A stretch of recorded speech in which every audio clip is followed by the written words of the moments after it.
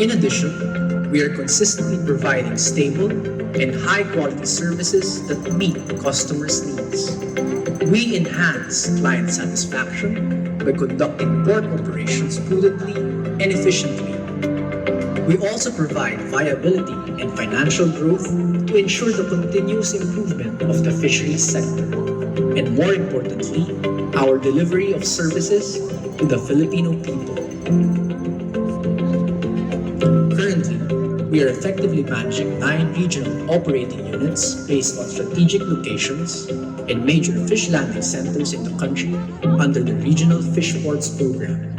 The regional fish ports administered by the PFDA are the Navotas Fish Port Complex in Metro Manila, the General Santos Fish Port Complex in South Cotabato, the Iloilo Fish Port Complex in Iloilo, the Zamboanga Fish Port Complex in Zamboanga del Sur, the Lucena Fish Port Complex in Quezon, the Davao Fish Port Complex in Davao del Sur, the Camaligan Fish Port in Camarines Sur, the Suwal Fish Port in Pangasinan, and the Bulan Fish Port Complex in Sorsogon.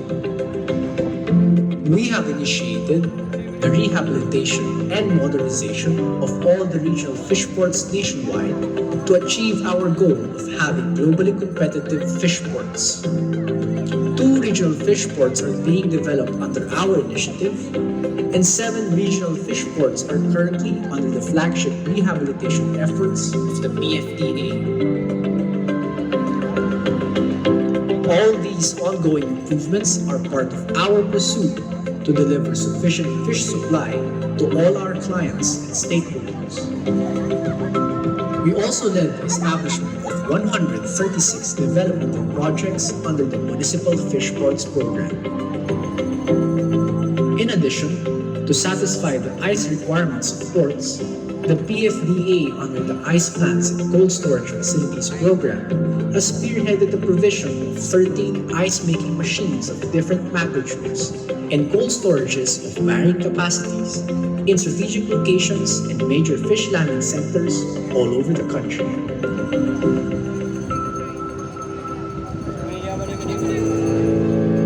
Aside from building post-harvest facilities and infrastructures, as part of PFDA's corporate social responsibility, we also assist and empower our stakeholders as well as marginalized communities through the Isda on the Go program. The PFDA partners with local government units, DA-attached agencies, cooperatives, and the private sector in mainstreaming quality with affordable fish supply for the ordinary one. Officially launched in 2019, the Isda on the Go program has been delivering quality fish products and catering to the needs of consumers in Luzon, Visayas, and Mindanao. As of today, the Isda on the Go program has over 150 engagements with various groups and organizations nationwide. Our purpose of building stronger world-class fish ports is ignited by the hopes and the dreams of the Filipino fisher folk to build a better future for their families. This is the Philippine Fisheries Development Authority, reinforcing the Philippine fisheries industry towards national growth and development. Committed to working hand in hand with the Filipino for the Filipino.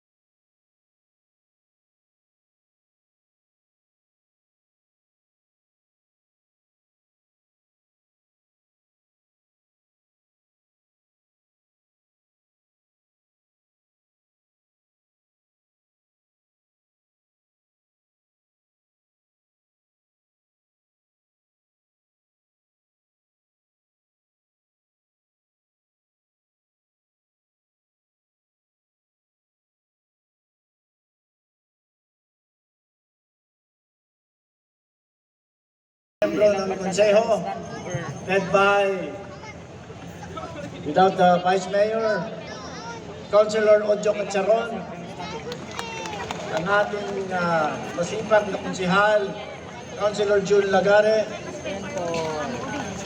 Councilor Jonathan, Councilor Blando, Councilor Lucio Kawayan, who is incidentally celebrating his birthday today. Ang ating ako in charge ng overtime sa ating program director. It is my honor, my privilege, my pleasure to introduce to you our speaker for tonight, our beloved Senator Jinggoy Estrada, Senator of the Republic of the Philippines.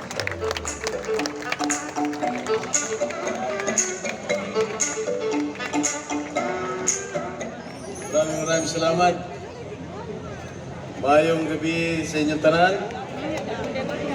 Una-una, nais ko pong magbigay pugay sa ating pinakamamahal. Mahal ko, mahal ninyo, mahal natin lahat, at mahal ng buong mundo. Walang iba kundi si Senator Manny Pacquiao, Congressman Attorney Loreto Acharon, Governor Rogelio Pacquiao, Bobby Pacquiao, at ang kanyang kaisa-isang may bahay dito sa GENSAN, Mayor Lorely Pacquiao. Nag-isa lang yan, ha? Glenn Pangapalan, Mr. Paris Ayon, Colonel Nicomedes Aloivar, Colonel Ruben Aquino, Mami Janisha. Good evening po, mga konsehal na narito po ngayon. Dito, unang-una, dito nagmula ang ipinagmamalaki natin People's Champ, si Senator Manny, na kinikilala bilang pinakamagaling na professional boxer sa kasalukuyang henerasyon at ang pagiging TUNA capital ng inyong lungsod. Hindi naman po nakapagtataka ang pagiging masagana sa likas na yaman ang inyong karagatan. Itinuturing nga ang Mindanao bilang food basket dahil 40% ng mga pangangailangan sa pagkain ng ating bansa ay nagbumula sa rehiyong ito at nag-aambag ng higit sa 30% sa national food trade. Ngayon po ay nagtitipon tayo upang ipagdiwang ang patuloy na pag-unlad ng inyong lungsod. Mula sa payak na simulain, narating ninyo ang estado ng pagiging maunlad ng lungsod at ito ay sumasalamin sa katatagan at pagnanais na mapaangat ang inyong pamumuhay. Sa pamamagitan ng pagsasagawa ng TUNA Festival, may pamamalas ninyo ang pag-asenso ng industriya ng tuna na nagbigay daan naman sa pagiging progresibo ng General Santos City. Sa nakalipas ng 24 na taon, tradisyon na ko ituring ang TUNA Festival. Isang tradisyon na nagbubuklod sa atin at nagpapakita ng pagkakaisa ng komunidad sa mga dikain natin sa buhay. Hindi natin may kakaila ang kahalagaan ng industriya ng tuna sa lungsod ng General Santos. Hindi lamang nito hinubog ang inyong lokal na ekonomiya. Sumisimbolo rin ito ng inyong determinasyon, pagsusumikap at pagbabago ng inyong lungsod. Kaya naman po ang pagdiriwang na ito ay hindi lamang tungkol sa tuna. Pinapamalas din ito ang kolektibong paglalakbay, pangarap at pagbubuklod ng isang bayan tungo sa maunlad na hinaharap. Mga kaibigan, mga kasama, bago po ako magtapos, nais ko pong sabihin sa inyo na dahil po sa request ni Mayor Lorely Pacquiao noong nakaraang taon, nung ako'y pumasyal po dito sa inyong lungsod, siya po ay humiling sa inyong lingkod ng mga proyekto para rito sa GENSAN. Kaya naman po, nakapagbigay na po tayo ng humigit kumulang na 45 million pesos. Inuuna, 20 million construction of community park at Purok Doña Soledad, repairs of improvement of Nabangal National High School Gym, completion of multipurpose building sa Ludin Anas Elementary School, construction of multipurpose building P. Kindat Elementary School, Tsaka road concreting with drainage at Purok San Vicente, Barangay Labangan, 10 million pesos. At hindi po matatapos yan dahil kanina kausap ko si Senator Manny at si Mayor Lorely. Sabi ko, tinatanong ko, meron ba kayong ospital dito? Sabi naman nila, meron. Kaya maglalaan po ako ng 5 milyon piso dahil gusto ni Senator Manny, gusto namin lahat, na lahat yung nangangailangan ng gamot, kailangan po libre, wala na pong bayan. Bukod po dyan, sabi ko rin kay Mayora, magbibigay din po ako konting tulong sa pamagitan ng programa ng DOLE, yung tupad program, magbibigay din po ako 5 milyong piso para sa inyo lahat. Kung medyo malakas-lakas pa ang palakpak, baka doble yun po. So mga kaibigan, at sasamantalahin ko na rin po ito, pagkakataon ito, upang pasalamatan kayo sa walang sawang suporta po na ginawad niyo po sa aking pamilya. Mula po sa aking ama, si Pangulong Erap, sa aking ina, nung tumakbo siya senadora. At nung ako po, nung tumakbo senador noong 2004, lagi po kami panalo rito sa GENSAN. At alam ko, nung panahon pa ho nung aking ama, tinuguro ang Arab country itong General Santos City. Kaya maraming salamat. Bago po ako pumunta rito, kausap ko po ang aking ama. Sabi ng tinatanong ng tatay ko kung saan ako pupunta. Sabi ko, pupunta po ako sa GENSAN. Oh, malakas ako dyan, sabi niya gano'n. Opo, sabi ko, parang ginagaya mo lagi ako. Kung saan ako pumalakas, doon ako pupunta. Kasi sabi niya sa akin, nung nag-mayor siya, nag-mayor din ako. Nag-artista siya, nag-artista din daw ako. Nung nag-senador siya, nag-senador din ako.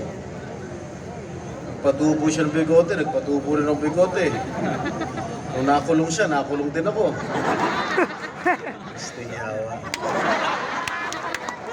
So, alam niyo mga kaibigan, ang pinagbilin po sa akin ng aking ama, nung ako'y unang sumumpa bilang inyong senador, sabi niya sa akin, huwag na huwag kong kalilimutan at kailangan protektahan ang kapakanan ng masang Pilipino. Sapagkat kung wala pong masang Pilipino, wala po si Joseph Estrada at wala rin po si Chico Estrada. Kaya maraming salamat sa inyong suporta. Tasahan po ninyo, bilang inyong senador, gagawin ko lahat. Katuwang ko po si Senator Manny, sa 2025, baka makalimutan nyo pa yung sariling atin, si Senator Manny. Kailangan natin makasama ng isang Senator Manny Pacquiao sa darating na eleksyon. So mga kaibigan, gagawin po namin lahat ang dapat namin gawin para maibsan ang kahirapan dito sa ating bansa. Maraming salamat. Magandang gabi sa inyo lahat. Thank you so much, Senator Jinggoy Estrada, na kung saan marami pong proyekto